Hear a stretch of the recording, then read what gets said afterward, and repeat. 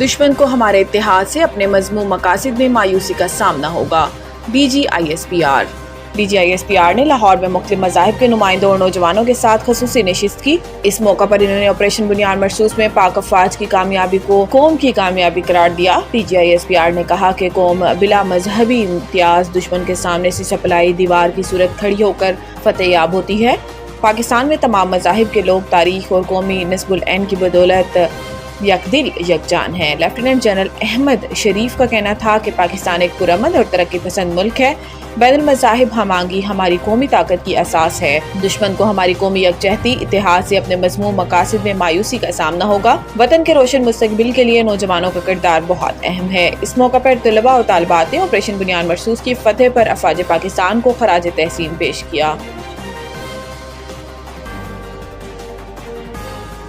عدالتوں سے حکم امتناع ایوان بالا کی کارروائی میں مداخلت ہے۔ سینٹ اجلاس میں بحث۔ Panel of chairman Irfan Siddiqui کی صدارت میں سینٹ کا اجلاس ہوا، جس میں اظہار خیال کرتے ہوئے سینیٹر سیف اللہ ابروز نے کہا کہ federal government employees housing authority FGEHA غلطی کرتا آ رہا ہے، ان کے خلاف ایکشن لینا چاہیے۔ اگر بینک اسٹیٹمنٹ نکالیں تو بہت سارے معاملات میں بڑے بڑے وزراء بھی شامل ہیں۔ وفاقی وزیر ہاؤسنگ اینڈ ورکس ریاض حسین پیرزادہ نے جواب دیا کہ اتنے سال سے FGEHA کے پروجیکٹس تاخیر کا شکار ہیں۔ پریزائڈنگ آفیسر شہادت اعوان نے معاملہ متعلقہ قائمہ کمیٹی کو بھجوا دیا ہے۔ اس موقع پر سینیٹر سلیم مانڈوی والا نے سینٹ میں اظہار خیال کرتے ہوئے کہا کہ سینٹ کی قائمہ کمیٹی کی سماعتوں کے خلاف اسلام آباد ہائی کورٹ سے اسٹے آرڈرز آ رہے ہیں، یہ سینٹ کی کارروائی میں مداخلت کے مترادف ہے۔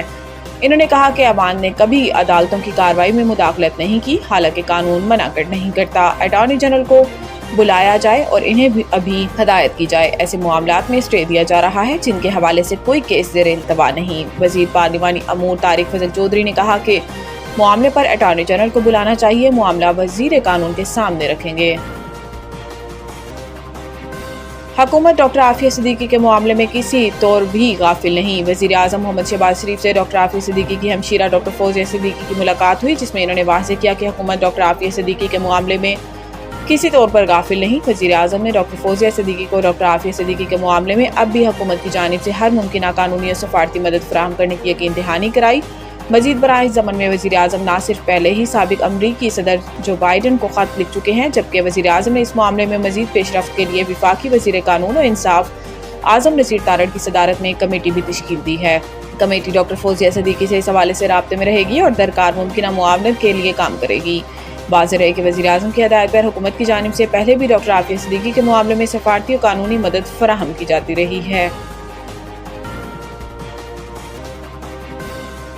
صوبے میں آپریشن کسی صورت قبول نہیں، گٹ طالبان کو ختم کرنا ہوگا۔ علی امین گنڈاپور۔ وزیر اعلیٰ خیبر پختونخوا نے آل پارٹیز کانفرنس سے خطاب کرتے ہوئے کہا کہ صوبے میں پہلے ہونے والے آپریشنز کا کوئی فائدہ نہیں ہوا، آئندہ کوئی آپریشن قبول نہیں۔ انہوں نے مطالبہ کیا کہ وفاقی حکومت صوبے میں کسی بھی کارروائی سے پہلے ہمیں اعتماد ملے۔ ان کا کہنا تھا کہ دہشت گرد حملوں میں عام عوام بھی نشانہ بنتے ہیں، بارڈر پر دہشت گردوں کی دراندازی روکنا وفاق کی ذمہ داری ہے۔ دہشت گردی کے خلاف جنگ کے نام پر ڈرون کا استعمال نہیں ہونا چاہیے۔ علی امین گنڈاپور نے کہا کہ صوبے کے اندر وفاقی فورس کو کارروائی کی کوئی اجازت نہیں دیں گے، ایسا کرنے سے پاکستان کے آئین کی خلاف ورزی ہو رہی ہے۔ وزیر اعلیٰ کا کہنا تھا کہ بار بار کہہ رہے ہیں کہ افغانستان جرگہ بھجوا دیں۔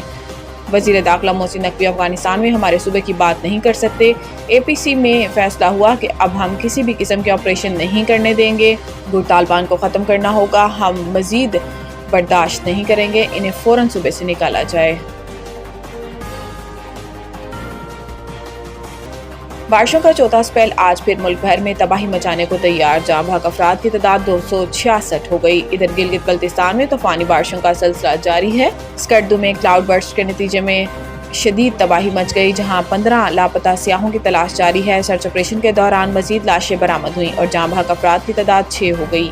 ننکانہ صاحب کے لاپتہ افراد کا تاحال کوئی سراغ نہ مل سکا۔ آزاد کشمیر میں بارش سے تباہ شدہ علاقوں کے راستے بحال نہیں ہو سکے، ہزاروں مسافروں اور سیاح پھنسے ہوئے ہیں۔ گلگت بلتستان کا ملک سے فضائی اور زمینی رابطہ بھی منقطع ہو چکا ہے، جبکہ ضلع گھانچے کے سیلاب متاثرین بدترین مشکلات سے دوچار ہیں۔ پنجاب کے جنوبی ضلع راجن پور میں کوہ سلیمان کے پہاڑی سلسلے میں موسلادھار بارش کے بعد ندی نالوں میں طغیانی آ گئی۔ دریائے سندھ میں کالا باغ، چشمہ اور جناب راج پر درمیانے درجے، جبکہ تربیلا तोनसा, गुड्डू और सखर बैराज पर निचले दर्जे का सैलाब है। दरियाए जनाब में हेड मराला और हेड कादराबाद पर निचले दर्जे का सैलाब रिकॉर्ड किया गया है। फसलों को कटाव का सामना है और मुख्तलिफ देहात की कई एकड़ जमीन दरियाबुर्द हो चुकी है। पाकिस्तान और वेस्ट इंडीज के दरमियान T20 सीरीज शेड्यूल सामने आ गया। पाकिस्तान का T20 स्क्वाड 2 ग्रुपों में ढाका से दुबई जाएगा। दुबई से पाकिस्तानी टीम वेस्ट इंडीज के खिलाफ सीरीज खेलने के लिए अमेरिका जाएगी। दोनों टीमों के दरमियान पहला T20 मैच 31 जुलाई को खेला जाएगा, दूसरा मैच 2 अगस्त और तीसरा मैच 3 अगस्त को खेला जाएगा।